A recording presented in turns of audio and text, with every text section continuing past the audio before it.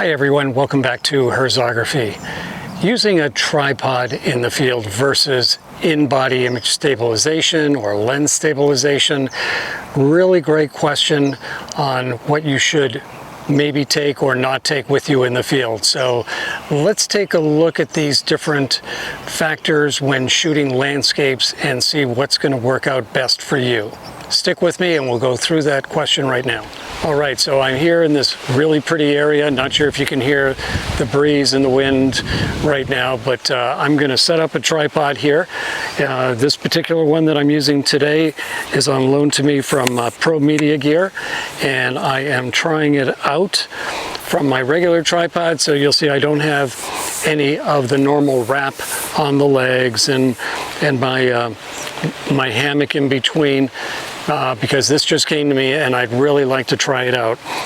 The first thing I noticed with this tripod versus all the other ones that I've used in the past is that as soon as I open up a leg, you'll see the leg just drops right down with gravity, which is great. Other tripods that I've used, they kind of slowly come out and then stop about 3/4 of the way, and then I'm always having to pull them down. And if I don't remember to pull them down, then the legs are not going to be fully extended and be even all the way around. So this kind of works out really well for me, just being able to open and lock.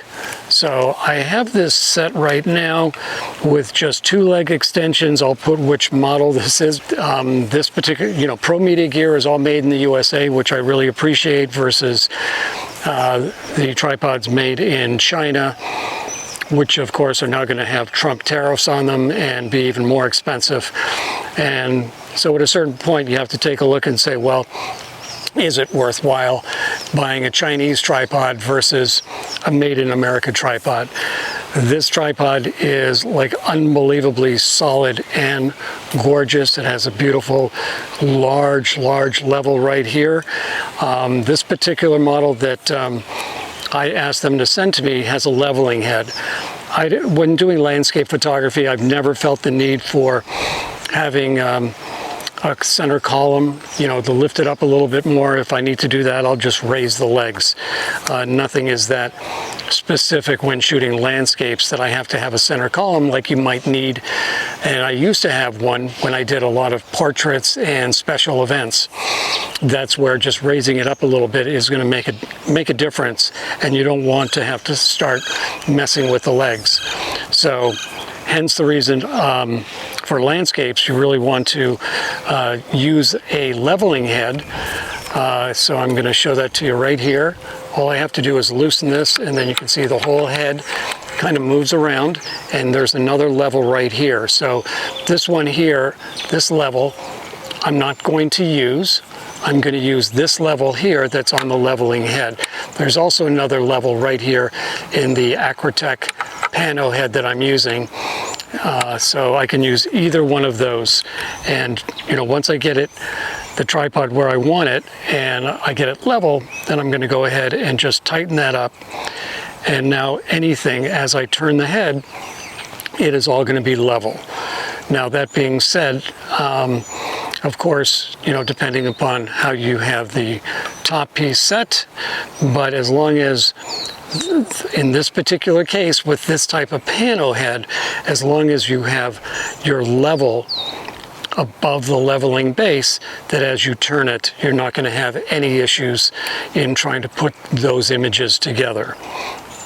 Unlike a ball head, which a ball head has to be level on the very top, which is where on a ball head you would need to have this panning base, but it needs to be on top if you're working with a ball head, because otherwise your images are going to kind of have a little bit of a waveform to them and they're not going to line up very well.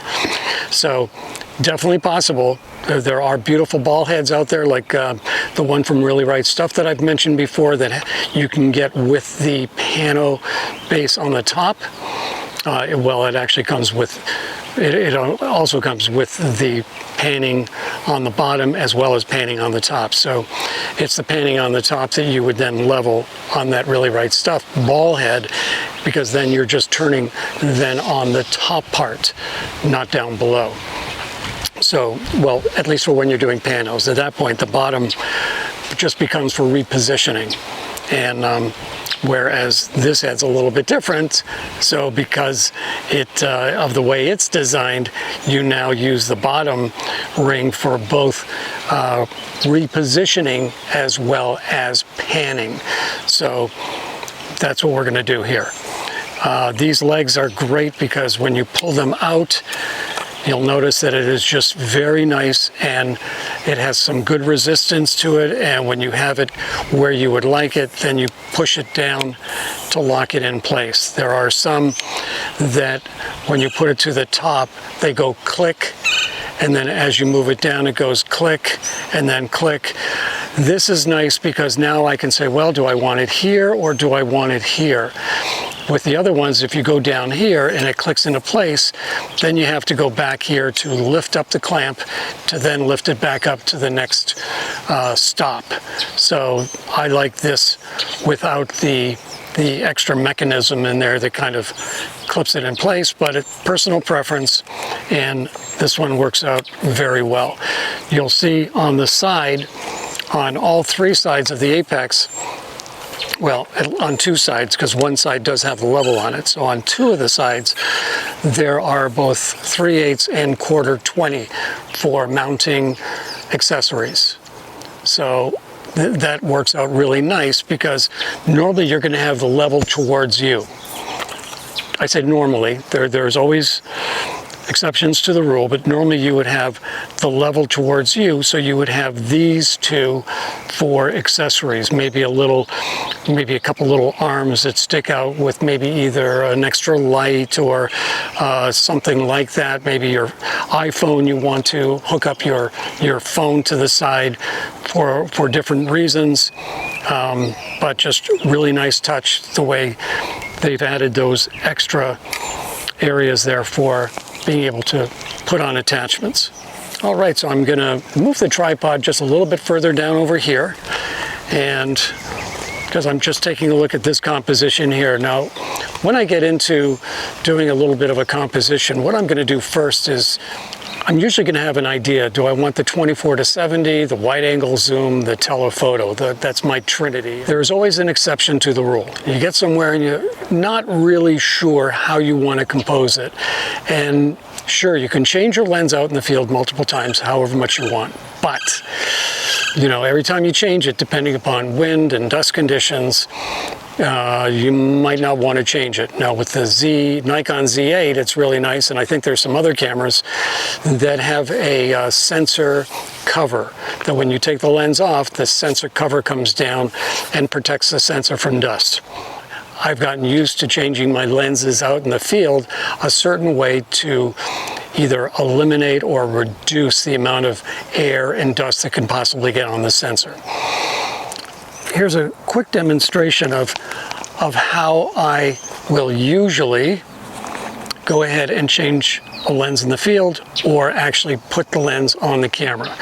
So what I'm going to do is on the lens, I'm turning the cap just so it's loose.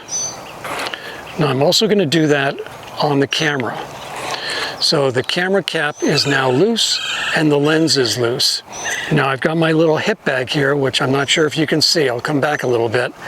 And I'm going to tip both of these together into the bag and then put the lens right on. Now this method I have found in the past has worked wonderfully. I've got a nice breeze out here. I did that very quickly. I hope you saw that, or rewind it. And then what I do is then I take the front and rear cap and I put them together. I don't just leave them in my bag flopping around. And the reason for that, first of all, it's a lot easier to find. When you find one, you found them both. But the other reason is if you leave them flopping around, there's a good chance you're going to get dust in one or the other. And then when you put the cap back on, you're putting dust back on either the rear element or on the body of your camera. So just a little tip there.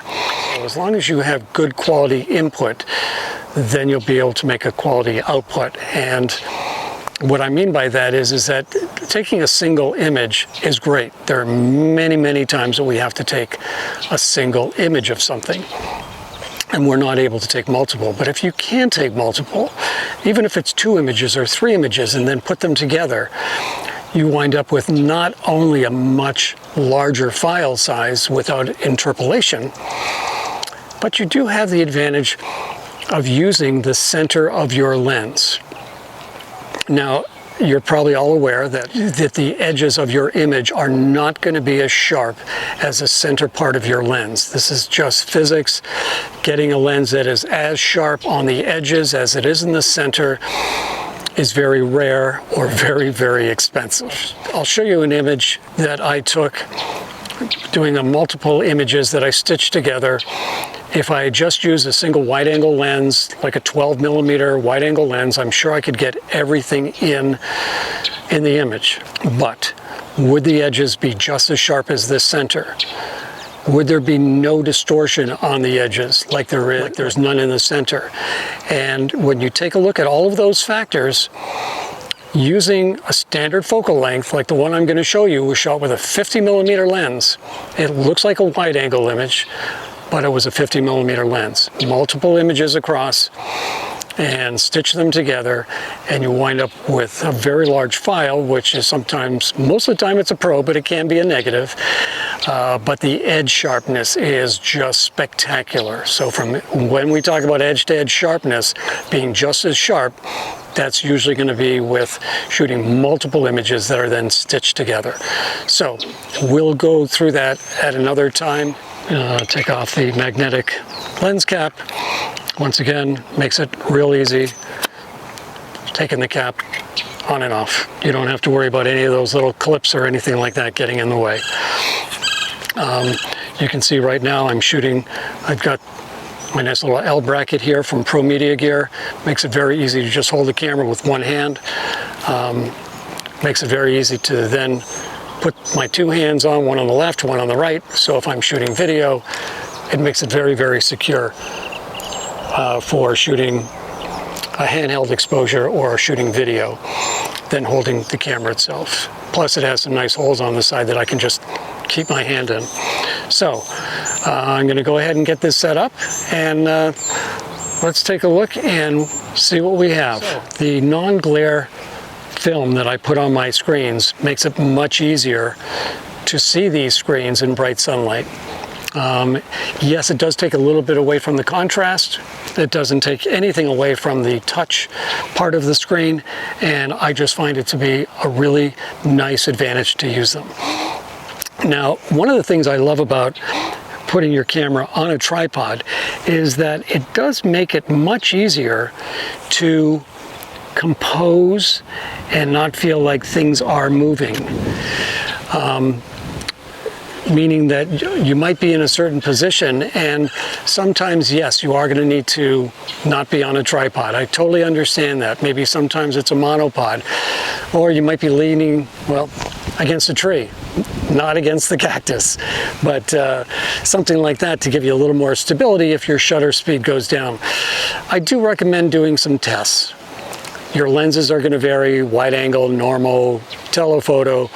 Of course, as you go to a longer lens, you're going to need to use a faster shutter speed to try to keep that sharp because of the focal length. That being said, we're all a little bit different. Some of us can hold a camera and get a long shutter speed and it be sharp. Some of us can't. So it really becomes very individual. You're not sure, and use a tripod to begin with, or go ahead and do some testing to see what's going to work out best for you. For me, if I can use a tripod, I'm going to, because I'm usually going to try to do multiple exposures, and I'm going to talk about this in another video. And the reason why I'm doing multiple exposures and images has to do with being able to, not so much doing an HDR, even though HDRs, I feel, do come out better when you're using a tripod versus handheld.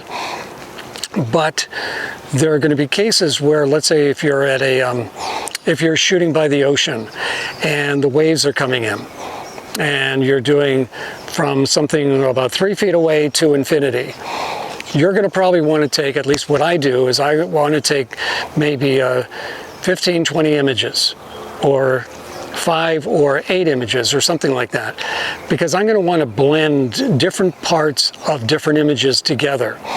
And if you're doing this handheld, it's going to be difficult or impossible to try to blend these different parts of the image into one image together without it looking funky and just not lining up. So that's where, I recommend trying to use some kind of tripod. There are thin and small light ones out. Sure, the bigger and the heavier the better, but they're bigger and they're heavier. This tripod is a 3 series tripod, and as I said, I'll put the link down below for this particular tripod. The one that I'm using right now for the camera is on a 2 series tripod from Leo Photo. I'll link that below. I don't usually use a 2 series for when I'm shooting with my Z8 and for my long exposures.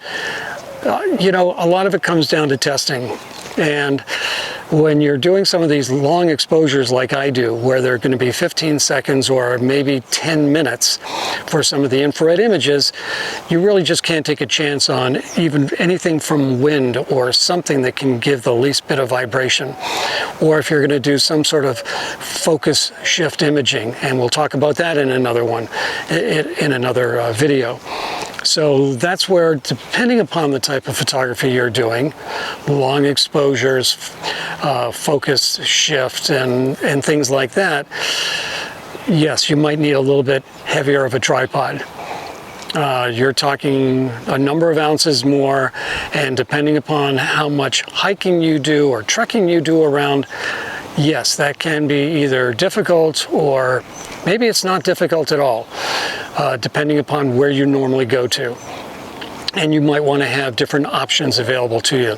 Yes, I know it's easier said than done when it comes to expenses to have a couple of tripods, so you have something to choose from. But as you get into it, you'll be able to think and say, yeah, I'm going over to that area, and based on the hike and what I'm going to shoot, yeah, maybe I should take this equipment versus that equipment. Anyways, I digress. So let me get back on here. So I brought up about the screen because if I can use the rear screen, I like to, but many times in really bright sunlight, I'm going to have to look through the viewfinder. And, looking through the viewfinder does make the focusing a little bit easier for me.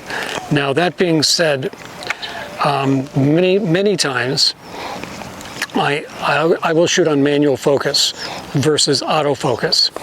I have found that shooting on autofocus works really good, but shooting on manual focus works outstanding. Now, once again, depends on your photography and what you'd like to do.